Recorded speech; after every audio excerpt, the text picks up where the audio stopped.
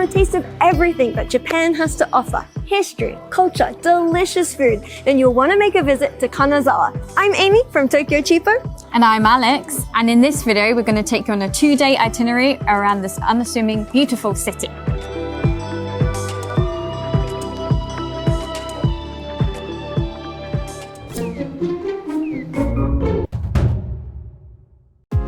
Located on the west coast of Japan, Kanazawa can be reached by Shinkansen in 2.5 hours from Tokyo. The city has a long, prosperous history, and as a result, it's now a fantastic place to experience Japan's culture in an easily walkable, peaceful spot. Over the next 2 days, we'll be visiting many of the top attractions in Kanazawa, including the samurai district of Nagamachi, the traditional entertainment area of Higashi Chaya, and right in the middle of it all, Kanazawa Castle and the nearby Kenrokuen Garden. If you're up for it, you can walk between all these spots, with the longest distance taking around 30 minutes. Alternatively, the Kanazawa Loop bus runs every 15 minutes with 2 routes, the left loop and right loop. This will get you to all the main locations in the city. You can pay for the loop bus using IC cards such as Suica or cash. There's also the option to purchase an unlimited 1-day pass for the bus at the Transportation Information Center outside of Kanazawa Station's east exit. We've got our passes, so it's time to start day 1 by visiting the beautifully preserved samurai district of Nagamachi.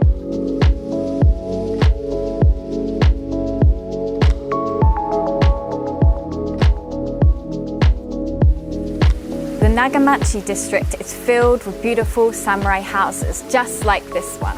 This is the Nomura family residence, and it once belonged to a very important samurai family. You can come here and get a bit of a taste of how the samurai used to live.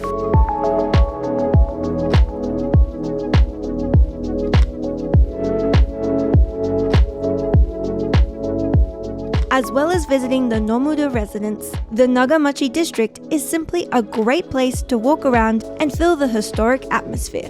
The narrow streets lined by the earthen walls of samurai houses are unique for how well they've been preserved, and now hold small shops and cafes that can be enjoyed. To soak up some more history, a 10-minute walk away, we're next visiting one of the most important shrines in Kanazawa.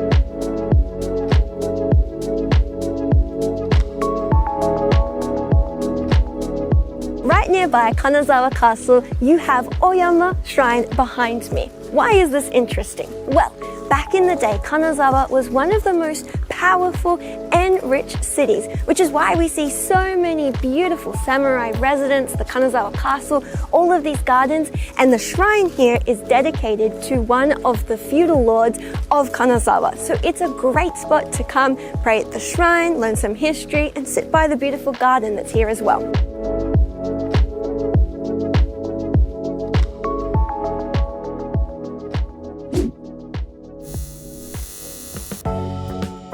After a morning of sightseeing, it's time to eat. And up next, we've got a fun way to enjoy the local culinary delights. Kanazawa is known for its seafood. So we're going to a sushi making class that you can do for yourself a couple of hours. Let's get going. Let's go.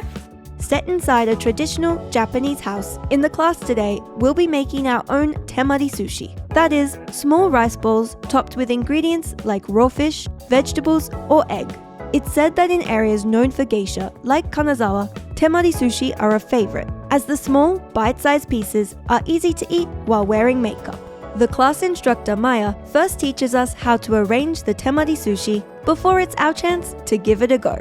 The first step in the process is to create the rice balls. Then after this, we decorate the top, choosing from more than 15 different local ingredients. The idea is to create a balanced look with your chosen toppings. We can't say for sure if ours looked particularly beautiful, but they did taste amazing. You can book this experience as part of a tour with one of Japan's leading tour companies and the sponsor of this video, JTB. Links will be in the video description, and we'll give more information about JTB a little later.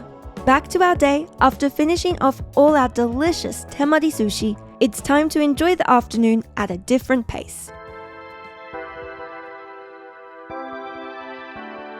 Kanazawa has 3 tea house districts, historic entertainment areas where geisha would perform through song and dance for their guests. Higashi Chaya is the biggest and most well-known of these districts. And to take it in, we're first hopping in a rickshaw.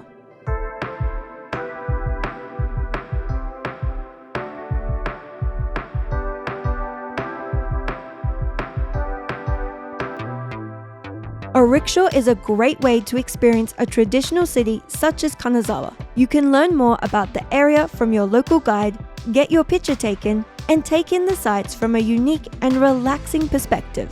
With the rickshaw company Domanya, you can choose how long you ride for, with courses starting from 15 minutes and going up to 3 hours. Like all the attractions mentioned in this video, we'll leave a link to their website in the description.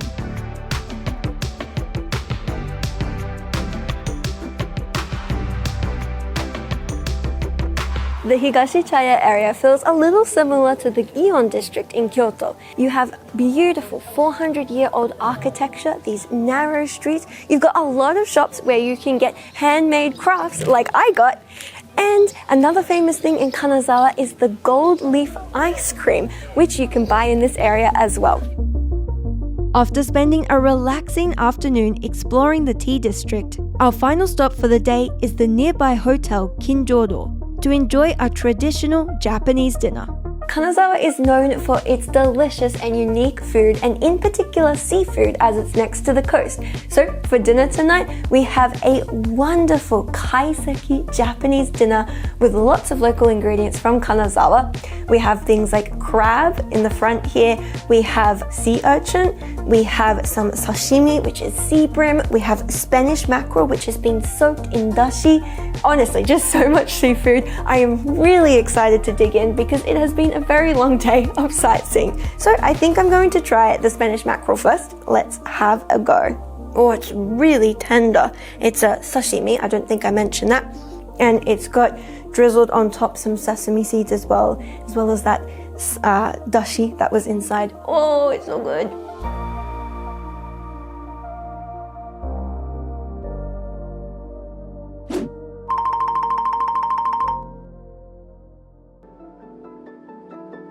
For a wide range of fantastic tours across the Hokuriku area, including Toyama, Ishikawa, and Fukui, you'll want to book with this video sponsor, JTB.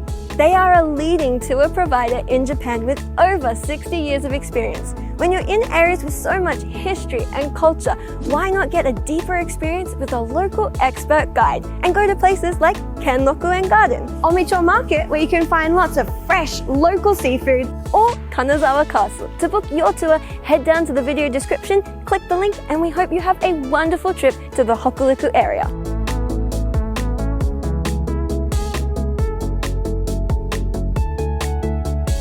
We have started off this morning in Kanazawa in Omicho Market. It is this great place where you can see so much local seafood. We've got crab, fish, oysters, there's also fruits, flowers, and you can try out some local delicacies for yourself. We have got maguro negima, which translates to tuna and green onions. Let's give it a go. That's really good. So tender, so flavorful. For our second day in Kanazawa, most of our time will be spent exploring Kanazawa Castle and the beautiful Kenrokuen Garden next to it. So, after enjoying the atmosphere of the morning fish market, it's time to stretch our legs with a 15-minute walk to the castle.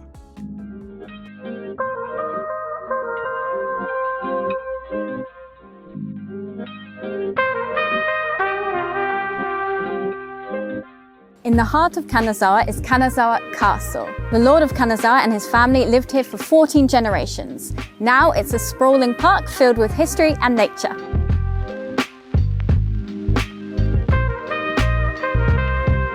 The castle has been burnt down many times over the years, so most of the structures you see today have been restored. The castle grounds and 2 of the gates can be entered for free, while some of the turrets require a small fee for entry.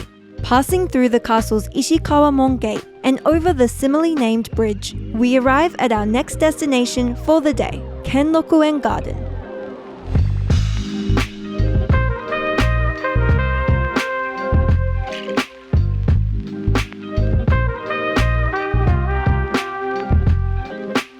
Kenrokuen Gardens is right next to Kanazawa Castle, and it's one of the most beautiful gardens in Japan. You can stroll past the ponds and flowers and just take in the atmosphere. What's great about Kenrokuen Gardens is it even has a tea house. Inside the tea house, you can experience a tea ceremony with step-by-step instructions in English.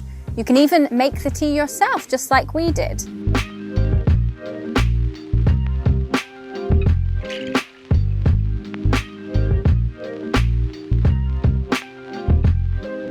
Kenrokuen used to be the outer garden of Kanazawa Castle before it was opened to the public.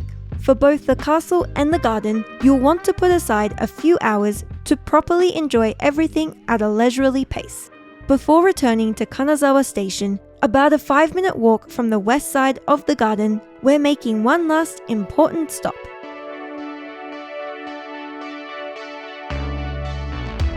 Before you leave Kanazawa, you'll definitely want to pick up some local souvenirs from here. And you can do that here at Kanazawa Craft Hirosaka. Kanazawa is known for its really beautiful local handicrafts, and you can pick up so many different kinds here. You have things like Temari balls, which are these really beautiful, vibrant balls. You also have things like washi paper, you have embroidered gifts. And what's really cool is back in the day in Kanazawa, the hilts of the samurai swords used to have this really beautiful design that they have now put into necklaces and other accessories that you can buy here.